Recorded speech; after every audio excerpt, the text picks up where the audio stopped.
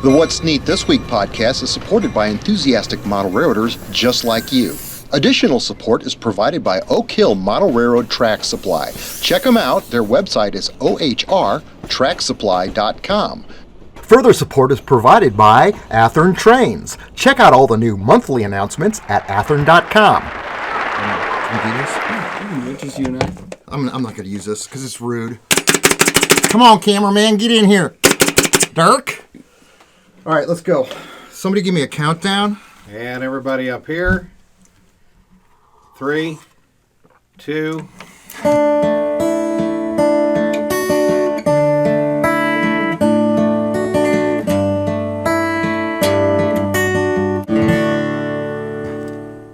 This is the What's Neat This Week podcast, special edition number 24.5. Today is January 29th, 2018, and Daniel just got out of school a few minutes ago. I've got Daniel Coombs with me, of course, and I've got Dirk Reynolds behind the camera, and this is going to be a very short podcast. We want to cover some of the news that came about from the train show. Where was the train show at, Daniel? St. Charles Convention Center. Okay, that was the one locally. The big one I'm talking about is Amherst, which was held this weekend. They had 17,000 people at the Amherst show. Chris Palomares told me that he had more than 60 people walk up to him and tell him that they enjoy the podcast and that they do watch it. So that was really neat feedback to get from Chris this week. Now, in the news that came from the show, Bachmann has announced a brand new 060 locomotive. I've got the very first pre-production model right here. I just shot it about 6 weeks ago for the 2018 Bachmann catalog shot, and we're going to feature that locomotive in the March What's Neat video. I just got done filming that. Rapido Trains, our friend Jason Tron over at Rapido has announced they've just got the pre-production model of their Royal Hudson. That's a gorgeous Canadian steam locomotive. They had 65 in the fleet. It was a 464 locomotive, and this is a really neat engine in that they've got multiple variations of the locomotive because there was a lot of changes on it, which include multiple types of smokestacks. And the model is fully geared underneath. It's not driven by the side rods. It's actually got gearing underneath, so it should be a very reliable mechanism that Jason's come up with for this model. Now, Athearn has announced their CSA 1s and 2s. I shot those this week outdoors. I've got 6 of the 8 variations behind me on the shelf right here. And these are some pretty special models. I'm telling you what, I did the whole history on the model for the What's Neat show that we cover in March, so that'll be very educational. And what else do I have on my list here? Our friend Gerald Mayberry and Abdoulaziz from Kuwait. They filmed us a quick segment for the What's Neat show, so I've included them in the What's Neat show, and I spelled Abdoulaziz's name correctly. So thank you very much, guys, for that shout-out from Kuwait. We really appreciate it. Daniel, what have you got going on today? All right, real quick. Notice this Alaska SD70 Mac in front of me. This is a project for Dirk Reynolds, putting DCC decoder in it and basically doing a full LED upgrade of his engine. Wow, you got your work cut out for you. I know. Well, Dirk's intention is because February is going to be potentially our... Why do you like this, Dirk? Do you watch that show on TV, that Alaska Railroad show? The Alaska Railroad, and it's got a beautiful shot of this locomotive coming directly at you in a very wintry scene. February's supposed to be snowy and cloudy, and so I'm going to be able to shoot it. Chris went through a lot of trouble to put this thing together, get me a motor in it and all that. Oh, you guys are bringing something from scratch. Okay. So, yeah. So we're going to put it together, and then I'm going to shoot it over here in the snow and hopefully get a good shot. Now, our friends at Central Valley, Jeff Parker, has sent us some Central Valley bridges and a kit. Now, the plan is to build this kit, and I've had this stuff for over 4 months sitting down here in the studio, but I've got a total, I'm guessing, 6 different bridges that you see here. I've got the double-track mainline bridge, I've got the single-track bridges, and there's a narrow-gauge HON3 trackage that he's got here. Right here. So it's dual-gauge on one of these bridges. But the plan is this summer to take these bridges when the weather gets warm, so I'm guessing guess, in March, and we'll run it in June or July show, Probably. where we're going to build a 3-span scene outside with an 8-foot by 8-foot body of water and a line of trees on the bank and create a very realistic photograph using these bridges. I've still got to scratch build some piers for them, but it's going to be a rather wonderful and kind of fun project to do.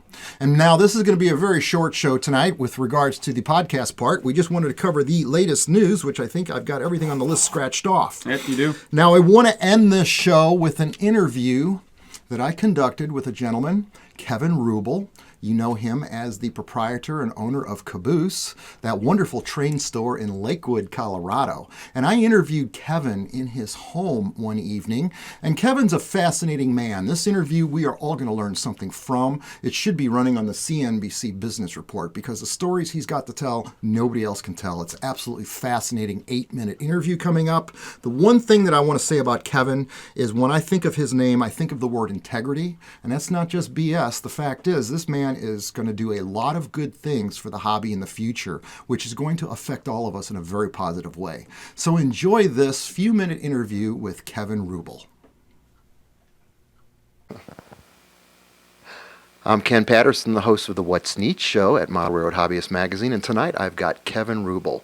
Kevin Ruble, the owner of Caboose, that hobby shop in Lakewood, Colorado. That wonderful place where Kevin has a passion for the hobby, but not only that, Kevin's really got passion for people.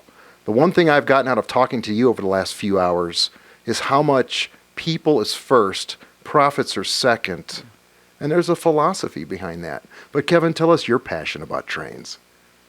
Oh, wow. Well, that started a long time ago. Probably when I was... Well, I was a kid, very young kid, and certainly 3 or younger. I am a 4th generation railroader.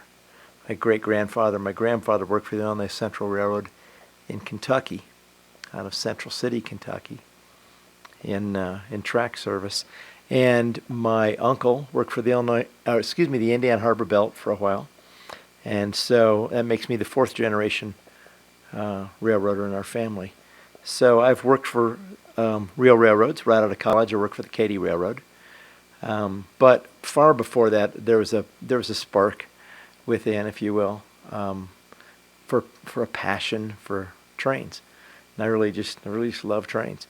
So I not only have a genetic predisposition, if you will, for enjoying trains, but also environmental, because I grew up in the Chicago area.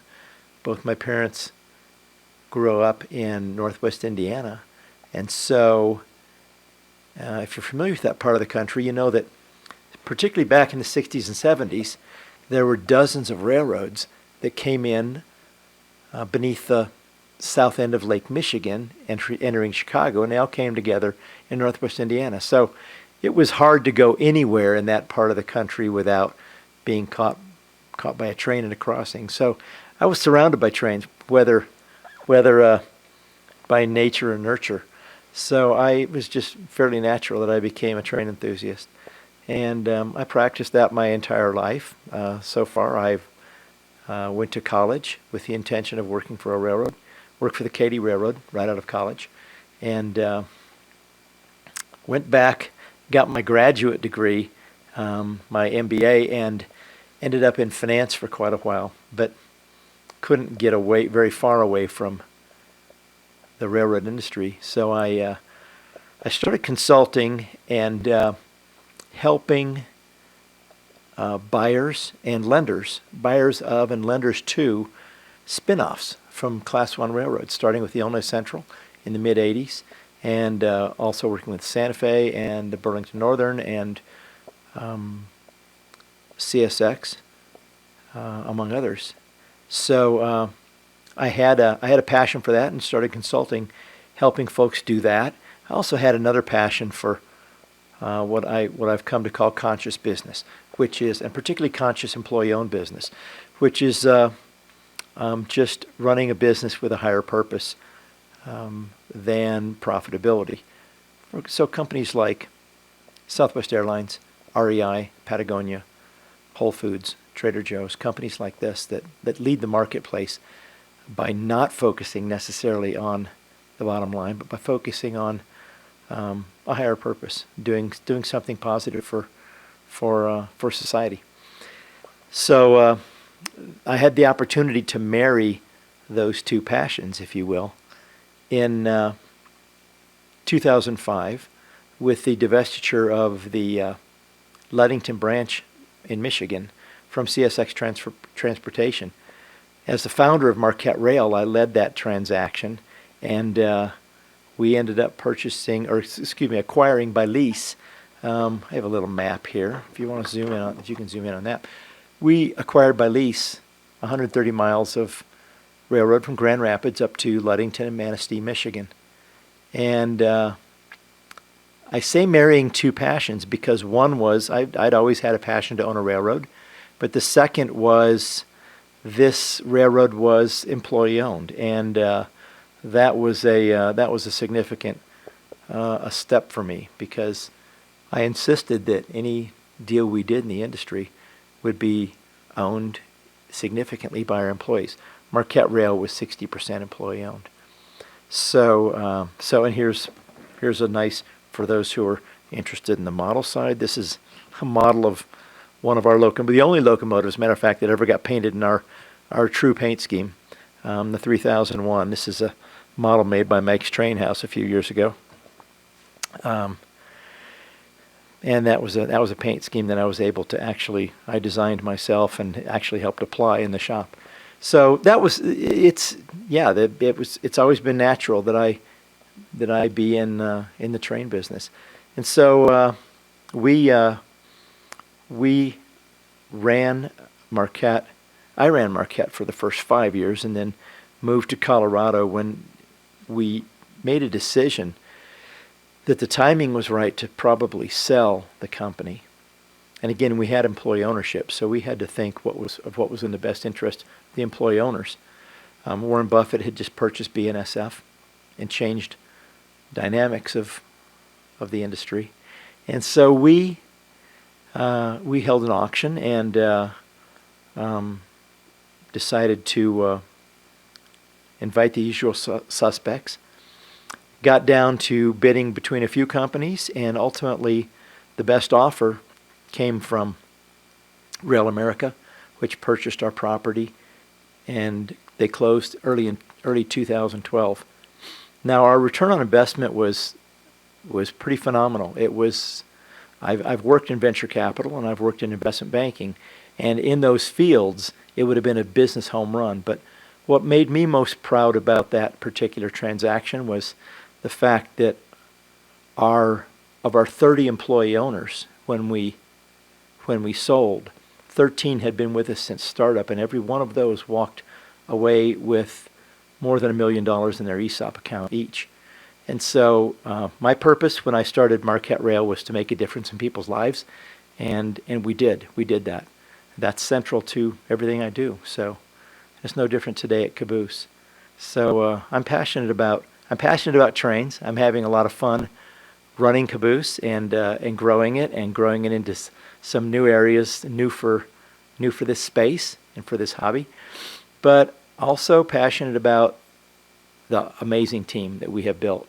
Many of whom you've probably seen their stories on these videos, and so that's my story. I really have enjoyed being a part of the railroad industry and the model railroad and the railroad enthusiast industry. It's been a lot of fun. But what's been most fun? It's a lot of fun being on trains. I have a picture here of myself when I was probably 14 years old in Downers Grove, Illinois, taking pictures of that's me, the skinny kid, taking pictures on a platform of the Main Street station of a passing Burlington Northern freight. But that part's fun. I'm enamored with trains. But what's been the best, whether it's the real railroad industry, the short line industry, or working for the Katy, or working with Caboose, is people. That's the juice for me. So it's been a great ride, and it continues to be.